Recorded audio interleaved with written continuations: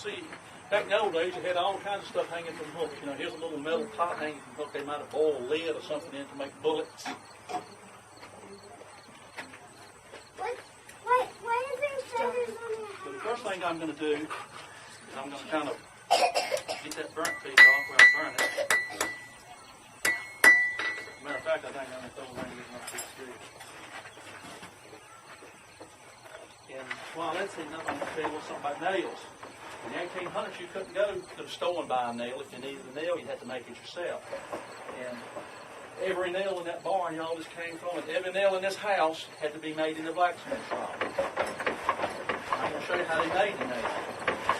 While that piece is heating up with a hook, I think I have a piece of steel in here that I can hang up to make the nail out of. So I got to get that nail. I've got to get this piece dipped down small enough to go through this little hole right here. That's what's going to size my nail. And a blacksmith shop was kept dark, so you can tell, when your metal was hot. So you see it's still red. You got to have a good red for it to work. And this is a bucket right here. You cool things off in. If y'all see me stick my foot in it, you know I'll drop a little piece of hot nail in the shoe. And if a little piece flies on you or something, just flip it off. It won't burn a hole in it.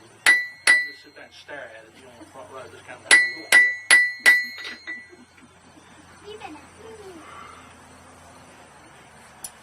Look, these are called gators.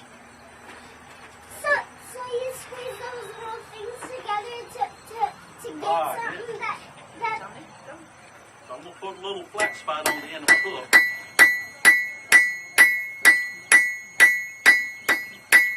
See how just hitting it 2 or 3 times? Yeah.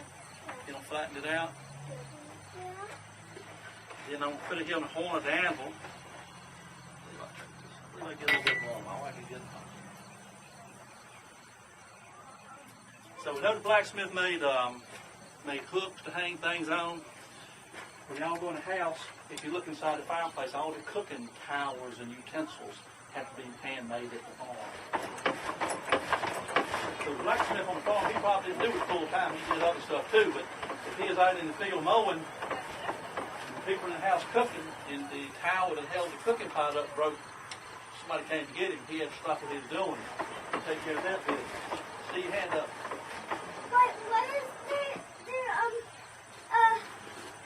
What is there feathers inside your hat? No, They're there because I think they look sharp.